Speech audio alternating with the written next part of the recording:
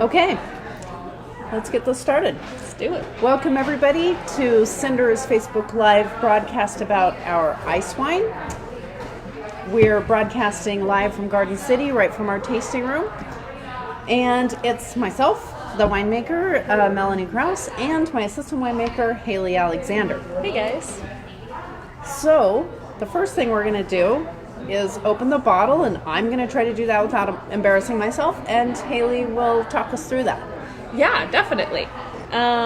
We're drinking ice wine today. This is probably one of our most acclaimed wines that have come out this year.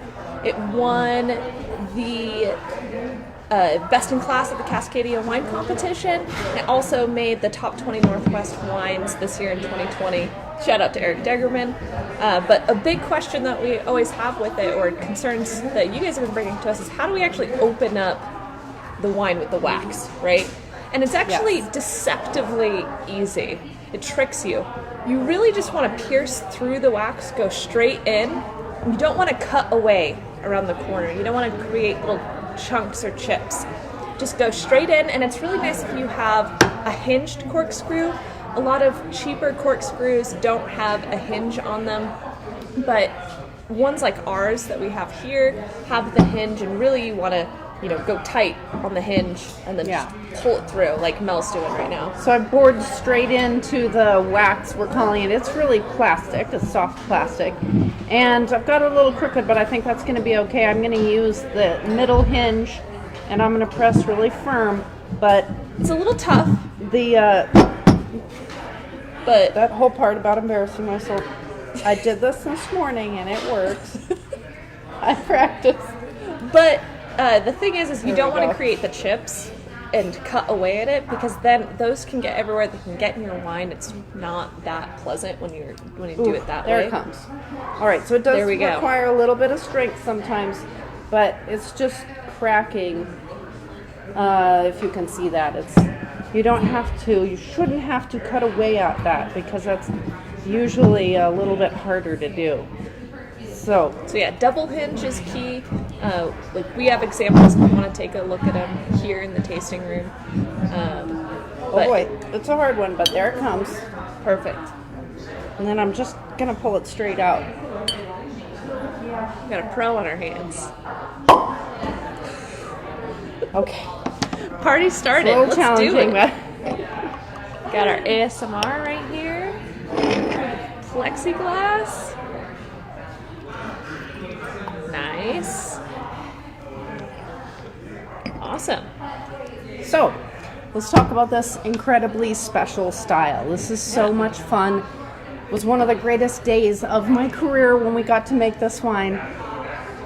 The most basic premise we'll explain first, and then Haley and I will kind of talk back and forth about our two parts, because we have different roles in making the wines. I do a lot of the vineyard stuff, and Haley's here on site at the winery making sure that the fermentations are progressing and the pressing is going well and all that stuff. So we'll tell you some stories about this amazing wine. So first, the ice wine premise is the grapes have to be completely frozen, and when they do that, when we press them completely frozen, it's a way of concentrating the sugar and the flavors. So it'll go in, those grapes, for this example, those grapes were at 23 bricks out in the vineyard, and when it came out of the press, it was at 46. So we saw a doubling in our sugar percentage. And the reason why this works is the same reason that when you're a kid and you're trying to make homemade popsicles, it doesn't really work. Because when you try to freeze a sugar solution, ice crystals form and the water freezes, but the actual sugar doesn't want to freeze. So it stays out as a liquid, but a very, very concentrated liquid. So that exact thing is happening inside every one of those berries. Yeah, so when we bring in the grapes, or when we brought in these grapes, they were completely frozen, right? The temperatures had reached about 13 degrees over like 6 hours, right? That's kind of at least, right? Yeah, That's the lower teens for at least 6 hours to get them rock hard. That's what you need. Right, so we had that super rare opportunity in October last year, and when they actually came in, I remember when we were loading the press, it sounded like ball bearings or pebbles actually hitting the inside of the press. These things were completely frozen solid. It was amazing. Yeah. And a lot of people ask us, well, so, I mean, Idaho's kind of cold. Why don't you guys make ice wine every year? And the thing is that, yes, we get cold, but we get cold in late December, reliably cold in late December. But you have to have viable grapes on the vine when it gets cold. And we usually, when we're harvesting our regular wine for dry wine, we're finished harvesting by about Halloween. So it is a challenge to have viable grapes last for another couple months until we get those sort of deep colds that you need to make an ice wine. That's pretty challenging. So that's kind of why we don't make ice wines very often. But last year, in October, at October 30th was the day we got a really dramatic cold spell come in, and it was fun because we were done. Yeah, we thought we were over. It was over. Harvest was over. Even though we had a little bit of Riesling out there, and we were watching it to see, well, can we do something with this? Can we make a late harvest? Can we make an ice wine? But really, we had not too much expectation of making an ice wine because it's such a rare event. And then one of our growers, Jake Cragen out at Sawtooth, he texts me and he's like, hey, have you seen the cold front moving in?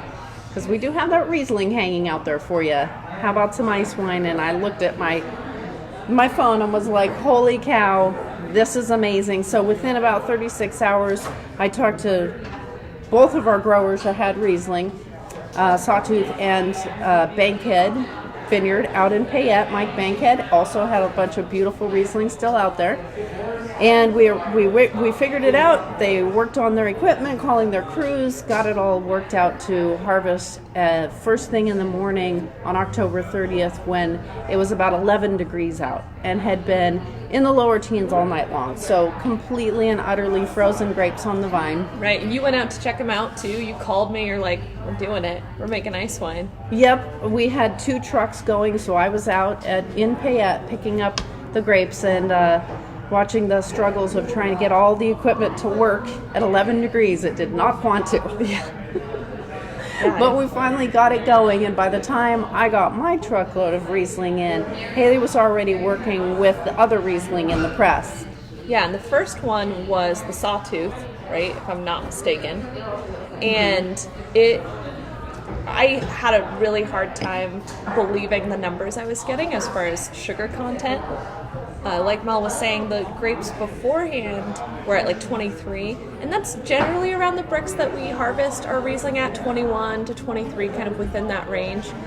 But after it had been completely frozen, the ice crystals are separated, we're just getting this totally Icarus liquid flowing into the press pan. I was getting readings of like 46 Brix, which is double and sweeter than a Snickers bar. And I thought the equipment I was using was broken for a minute because I'd never seen numbers that high, or very rarely even heard of numbers that high. So it was quite astounding to see. But then you brought it in, and I had to show you, and we were freaking out. It's so cloyingly sweet at the beginning.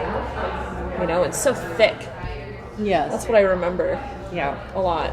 Yeah. Fortunately, the process concentrates the acid as well, so this wine is balanced, although it is intense, incredibly intense, because it's so much sweetness and so much sugar together. Now we have a good question from the audience. Why do you use a wax seal on this wine? Well, for one thing is it looks cool, but that probably wouldn't be worth the pain of people trying to break through the wax seal. But another thing is this gorgeous bottle that we use has a very thick cork top, I think it's called, this little rim right here. It's very hard to get a foil over, so a few kind of technical reasons. The wax will also help this wine to age well. It helps to seal in the cork, and an ice wine like this is going to be a very good aging wine. The intensity of sugar and the intensity of acid are both going to help to preserve this wine. If you think about methods that we humans use to preserve foods, Pickling with acid is one of them, and then canning things within a sugar solution like canned peaches. Those are both common preservative methods used, and if you think about that in relation to this, you've got incredibly high acid and incredibly high sugar. It's going to make this wine taste good for a very long time. In case you're inclined to age it, or you just can't find that special occasion for a few years, don't worry, it's still going to be amazing when you do find an occasion special enough to drink it. Definitely. And I don't think we've talked about this yet, but this is a dessert wine, but it's also dessert at your table. You don't want to pair this with any kind of sweet dessert. You don't want to pair it with like a creme brulee or cake or anything like that. This is the dessert. Pair it with something that's completely opposite, right? Something salty, something creamy. Yeah, I mean, maybe some not super sweet desserts would be okay, but don't go all the way over to the really sweet creme brulees and stuff. We recommend it with things like a blue cheese, Stilton, some almonds, maybe some very light cookies. Yeah. Fresh fruit. Yeah. Just make up a beautiful platter and then serve the wine as the dessert. Yeah, and it's super easy at dinner parties when we all eventually start having those again. After you slave over the dinner all day, you don't have to worry about dessert. Just open up this bottle. Yeah. Makes things a little easy. But it was a fun wine to make. Oh my gosh, was it ever fun. It was one of the most exciting days of my entire career. I was ecstatic from 5 in the morning when I confirmed with my growers. I mean, I was literally like sitting in bed talking to my growers like, okay, is it really cold enough? Yeah, it is. Okay, let's do it. Let's do it. Yeah. All the way till 11 o'clock at night that night when I was going to bed. I was still bouncing off the walls. And then going in the next day, because we pressed it for 24 hours at really intense high pressure. We captured all of that juice and got it over into stainless steel drums and fermented, each one of the drums separately. We had a couple from each of the vineyards. And it was a real struggle to actually get them going, too. We chose a really strong yeast. I actually inoculated them. I took 7 hours to actually build up the yeast and get them ready for the environment they were about to live in, right, in the drums. So you're acclimating the yeast. I mean, the fermentation itself is and the method of making the wine is really straightforward after that whole pressing thing is over. It's just ferment it and get it filtered it into the bottle as fast as you can, totally. Except for this inoculation step where you have yeast who do not want to live in a solution that's almost 50% sugar. Exactly. It presses on their little cell walls, creates all this osmotic pressure. They don't like it at all. They get super stressed out. Yes. So we have to use the strongest yeast we could find, right? Yep. And then Haley babied it all day long. Like 7 hours, like I said. You would add more juice, and then you would wait, right? Yep, and I'd check it, make sure that they were alive, make sure that the bricks were, dropping and everything, and then add a little bit more, and then once I was like, okay, we're pretty much at the level that they'll be in that vessel, I feel comfortable pouring them in now. Yeah. It's kind of like a fish in a fish tank, right? You don't want to just buy a fish and throw it into a fish tank because it might shock them. We don't want to shock the yeast. We want to baby them, especially since it already is a stressful environment on its own. Yes, and that, I think, brings us to a point that's very interesting about ice wine, is this is not a high alcohol wine. This is only at about 8% alcohol because the yeast stop fermenting. It's kind of a big deal to get them to 8%, and at that point, they're done. They just call it quits. Yeah. So we don't have to do something like a port where you fortify it, you put brandy in there in order to stop the yeast from fermenting. We don't have to do that just because the situation the yeast are in are going to essentially kill them off at about 8% alcohol without us doing anything extra. Yeah, they're like, nah, we're done. Yeah.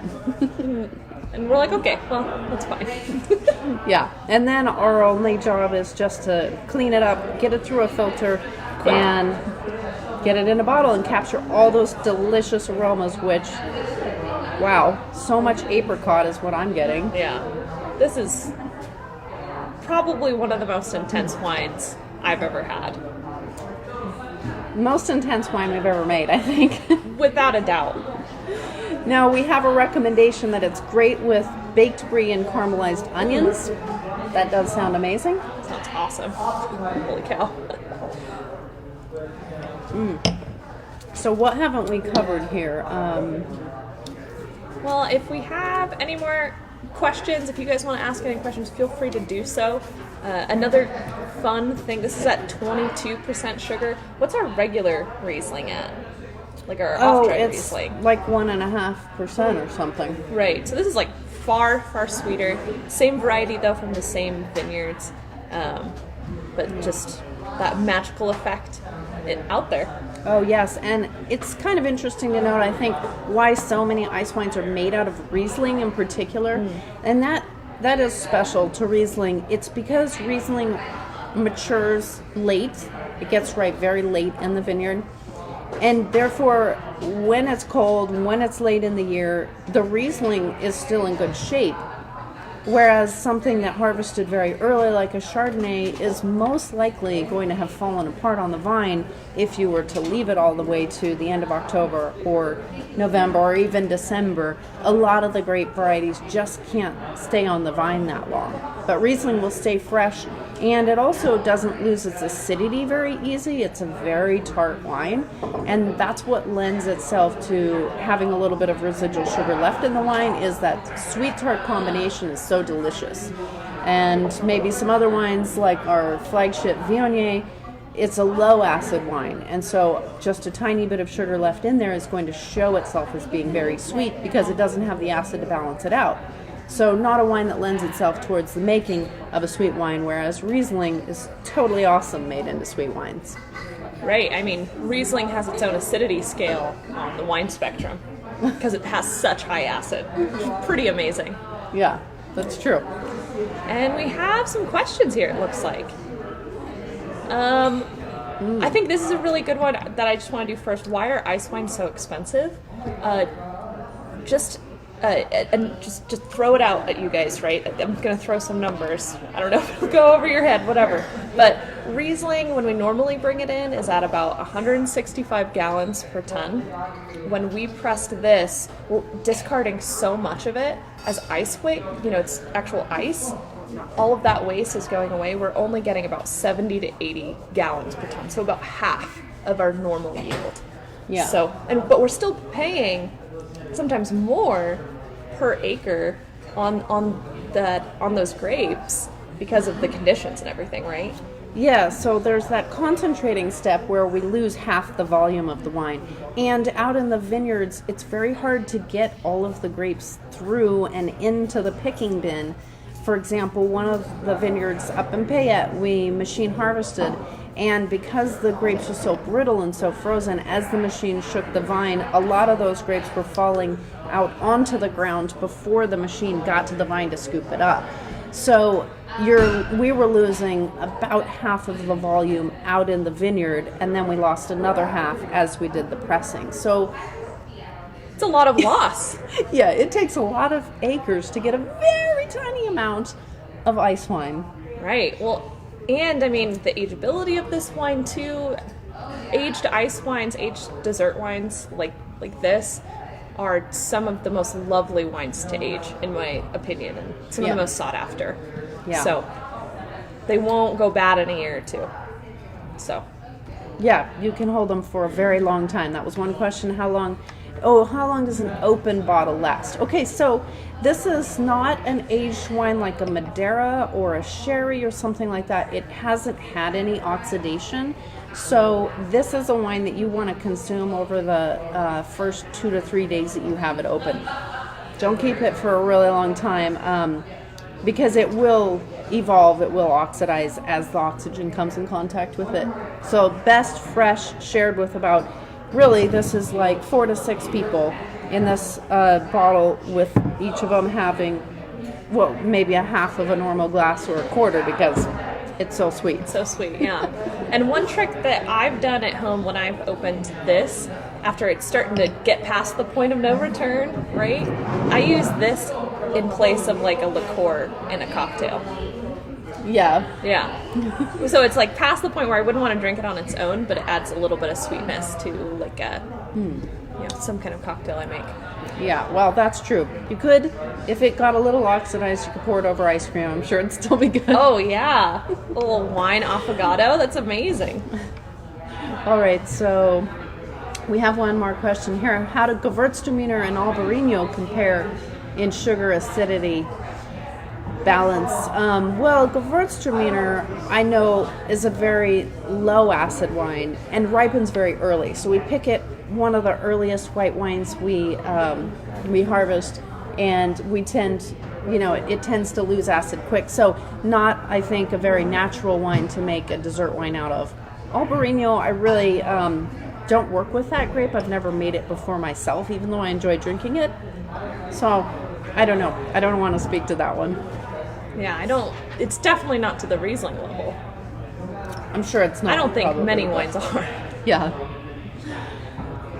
Okay, well, Kaya, do you have another question for us, or should we wrap it up? Got one at the top there.